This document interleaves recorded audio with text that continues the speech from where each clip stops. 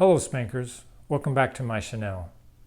I know the professional dad can get a little silly sometimes talking about his coffee mugs, but I want to sober up just a little bit today and talk about a very cherished mug of mine.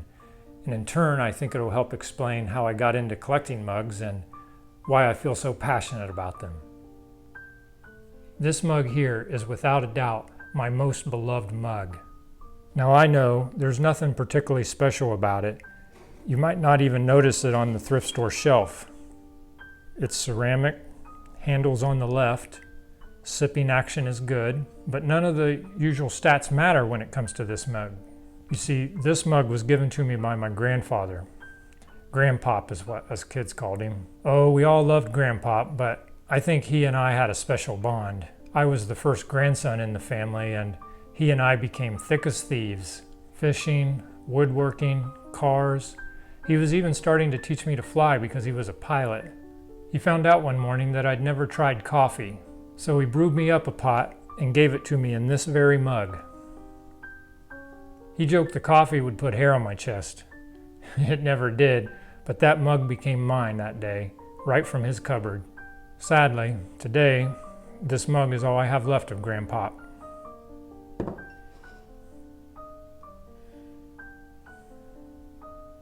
He died in a house fire when his hound Ralphie knocked over a kerosene lamp onto the wood shavings of his carving.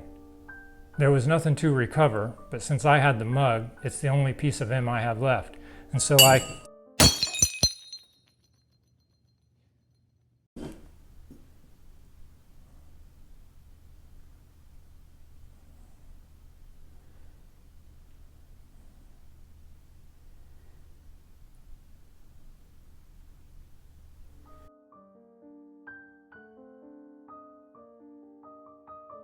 Hey there, I want to show you a mug that has a very special place in my heart. Now, I know it's hard to pick a favorite, but I really think this one is my favorite. Don't tell the others. No, I get it. There's nothing special about this mug. Handles on the right, ceramic. In fact, the sipping action is lacking. But none of the usual stats matter when it comes to where this mug resides in my heart. When I was a young man, I rescued a puppy that someone had tossed into a ditch on a freezing cold morning in January. Like this mug, there was nothing special about that puppy on the outside. He was a bit of a mutt, but he had the saddest yet most eager eyes that said, "You're my best friend, I just know it." Well, I got him home and I named him Arnie, but Arnie was too stressed to eat at first, so I warmed up a little milk and I gave it to him in this very mug. For whatever reason, for several days, he would only drink a little milk out of the mug. He wouldn't drink from anything else. Well, he soon grew into a big, loving dog who would eat just about anything, even watermelon. But I always kept the mug, and from time to time, as a treat, I'd warm up a little milk and let him lap it up right out of the mug. Sadly, I lost Arnie when he, thinking I was in danger, ran into the road and got hit by a Chevy Silverado. Every January, on the anniversary I found him, I pull out this mug and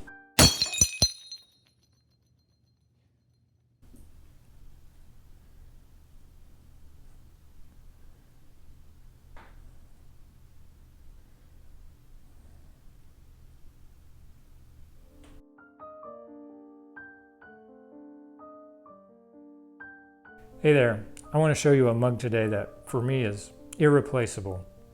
There's nothing for which I would sell this mug. It's beloved above all others. Now I know you're looking at this mug and thinking, what's so special about that?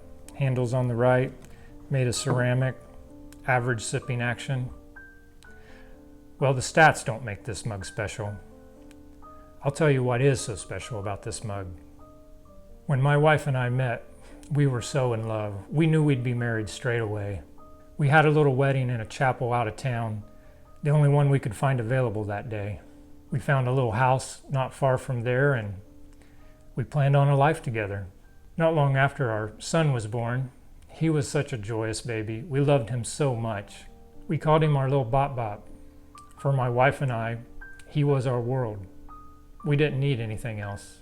When our little Bop Bop was about a year old, he wanted to drink from a big boy cup, like his dad. I was so proud. So for fun, I pulled this here mug out of the cupboard, more or less at random, and I let him drink his juice out of it.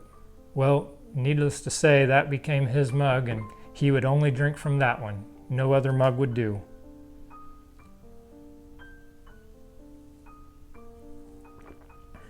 Sadly, we lost our little Bop Bop when a stray Doberman wandered into the yard and mauled his little head and neck.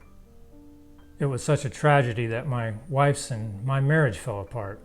We had to go our separate ways, and the only thing I have left from that time is this here mug. Whenever I want to feel the warmth and the joy we had in that little house, just the three of us, I pull out this little mug.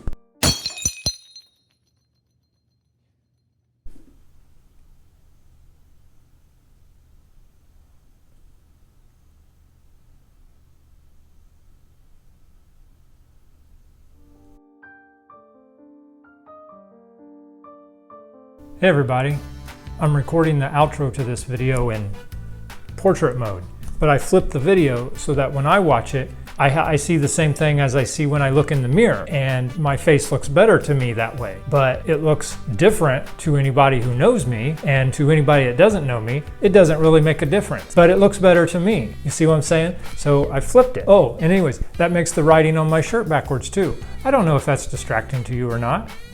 Deal with it. Hey, I want to thank you for watching this video. If you have any fond memories that mugs bring to you when you hold them, when you sip out of them, leave a comment below. And remember, keep your coffee hot and your mugs clean. What? That's not a good catchphrase? It's not a good... Will you think of a better one? Think of a better one. I don't know. I don't have one. I don't have a good one. Keep your mugs clean and your coffee hot. Keep your coffee hot and your mugs clean. Yeah, well, I guess I don't really mind if there's some coffee residue on the bottom, so maybe I need to rethink that one. But otherwise, keep your coffee hot. Coffee's gotta be hot, right? They sell cold coffee? You're telling me there's coffee with ice in it. There's coffee with ice cubes, like right in there. Like you're drinking it and the ice, you're talking about they keep it cool before they brew it? No, they put the ice right in. Whatever, nobody does that. There's no such thing as cold coffee. Coffee's hot. Coffee's hot and it comes in a mug. That's the only way. No one's ever had coffee with ice in it. Okay, you bring me one. Bring me one tomorrow. Whatever. I don't even know what that is. All right. You're saying. I don't know. I have not heard of that. Where is that? You're telling me there's a store that sells coffee with ice cubes in it, and it's named after a character in Moby Dick. Yep. Yep. Okay. Thank you for watching.